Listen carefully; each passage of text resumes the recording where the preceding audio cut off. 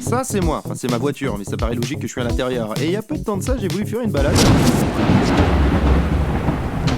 Ah oui, j'ai oublié de vous dire que j'allais faire une enquête sur un fantôme dans une maison qui était soi-disant hantée, pour les biens de mon enquête que je fais sur YouTube. Enfin, j'en ai jamais fait, mais ce sera la première fois. Je suis arrivé dans cette maison 1 heure avant 3h du matin, soit 2h du matin. Et il est vrai que le portrait du fantôme dessiné sur une feuille de PQ par un chien policier bientôt à la retraite ne m'aidait pas vraiment. Pour cette enquête, j'avais bien pris soin de prendre une caméra vidéo munie d'un filtre anti-aliasing télescopique avec un DLC isométrique et qui permettait en fait de faire de l'infrarouge. S'il y a un fantôme, qu'il le dise maintenant parce que je perds mon temps. Putain, ça veut pas rentrer. Putain, ça veut pas sortir. 3 heures, toujours pas de fantôme. 4 heures, il y avait encore pas de fantôme. Ouh, le fantôme. Mais à 5h du matin, mon dictaphone a entendu quelque chose. Et avec un travail ardu du son, voilà ce que ça donnait. Après moult réflexions, je pense que c'est une flatulence de mouche. Voilà bite, il était 6h, c'est plus possible, j'avais froid, il fallait que je rentre chez moi, dans tous les cas, il n'y avait pas de fantôme. Mais c'était sans compter qu'un carton m'observait depuis quelques heures. Je me suis donc approché de ce carton.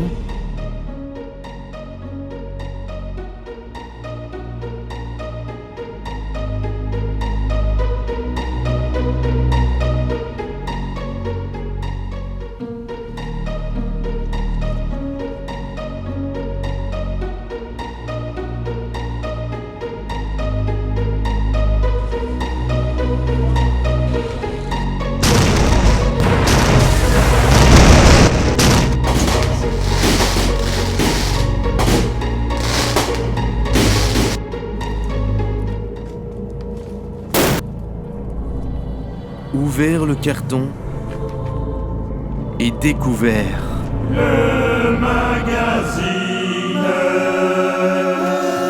Bon, les fantômes, on verra ça plus tard. J'avais trouvé le magazine qui recensait tout ce qu'il y avait de plus d'aberrant dans les magazines. Articles tout pourris, techniques de grand-mère, et bien sûr, les pubs complètement à chier. Bref, c'était une véritable bombe. Et en parlant de bombe, vous le savez que la TNT est passée en HD il y a peu de temps sur le télé, ce qui conduit donc à une explosion d'achat de petits adaptateurs ou de gros téléviseurs. Heureusement qu'avec ce genre de bandeau, là, juste ici, l'information nous est parvenue directement à nos cerveaux et nous avons réussi à passer en HD sans problème. Wow, trop youpi. Là, le bandeau ne sert à rien, vous êtes sur internet donc pas besoin de décodeur. Pourquoi alors vous parlez de télé alors que je vous parle de magazine? Parce que ça... Attention, magnétoscope TNT HD à moins de 50€, je répète, non, je répéterai pas. En fait, moins de 50€, faut comprendre 49€, une économie importante d'un tout petit euro, tout petit sur un seul produit qui est normalement censé durer plusieurs années.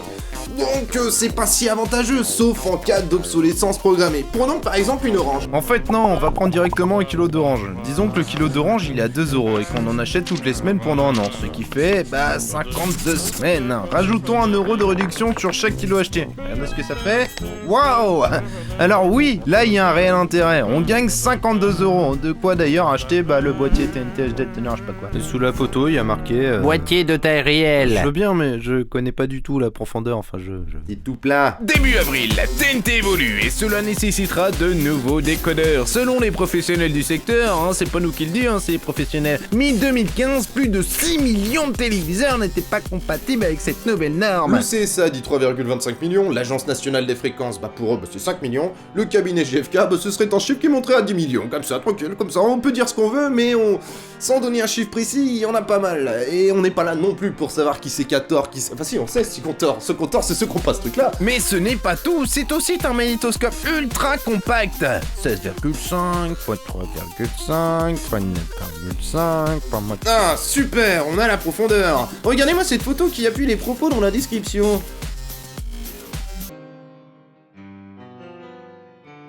Regardez. Il tient dans la main, c'est trop choupinou. Bien sûr, votre main sera libérée. Il sera posé sur un meuble. Ok, parce que là je commence à... Mais voici enfin le plus rigolo, c'est ce petit encart avec plein de logos choupinous qui raconte que... Dans la nuit du 4 au 5 avril 2016, la TNT passera à la norme MP4 pour permettre d'ouvrir plus de chaînes la diffusion en HD. Si votre téléviseur fait moins de 66 cm ou s'il est antérieur à 2012, il vous faudra un décodeur TNT, comme celui que nous vous proposons. Mais attendez, mais c'est une injure, c'est presque même du racisme envers les télés qui sont pas nées avec ces qualités, mais en même temps c'est faux, et oui c'est faux. Enfin c'est pas si vrai, vu qu'il y a bien une loi qui imposait qu'en 2009, chaque téléviseur de plus de 66 cm devrait avoir un teneur TNT HD intégré.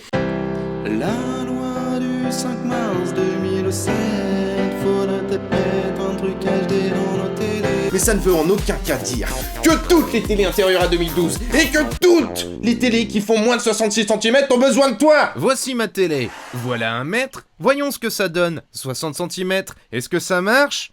Oui, j'ai la TNT HD et sans décodeur. 60 cm est inférieur à 66. En fait, la phrase est moche, voire même très moche, parce qu'elle nous induit en erreur, elle est tournée en tant qu'affirmation. Je peux, moi, par contre, affirmer que cette pub est complètement pourrie. C'est le but d'une pub d'inciter à vendre leurs produits. C'est vrai. Oui, mais là c'est vraiment pas cool, hein. Ils auraient donc dû mettre si votre téléviseur fait moins de 66 cm ou s'il est enterré à 2012, il vous faudra sans doute, ou peut-être, ou il y a des chances, hein, mais c'est pas sûr, un décodeur TNT. Mais dans tous les cas, c'est pas une erreur, même si cette pub est un ramassis de conneries, les publicitaires choisissent très bien leurs mots pour vendre leurs produits. Tiens, en parlant de ce que je viens de parler, rien n'est précisé si le câble HDMI est fourni avec le boîtier ou non. Mais comme par hasard en bas, on nous en propose un. Bah c'est gentil de leur part. Peut-être qu'il est bien fourni, mais bon, après tout, dans le doute. Autant dire que c'est du pain béni dans ce genre de période pour chaque entreprise qui se respecte. Devoir changer de boîtier TNT à plusieurs millions de personnes. Ouh, putain, allons surfer sur la vague. Mais c'est un moment aussi où il y a énormément d'erreurs, beaucoup de conneries. Et face à l'incompréhension du client qui lui ne comprend sans doute presque rien, et bah finalement tu vas acheter ton truc mais beaucoup plus cher que t'aurais dû l'acheter. Ou voire même si t'en as pas besoin. N'oubliez pas que dans une pub, le texte sert de descriptif, mais aussi d'argumenter afin qu'ils vendent leurs produits, et ces arguments sont des fois bidons. Mais pas tout le temps, car des fois, ça va.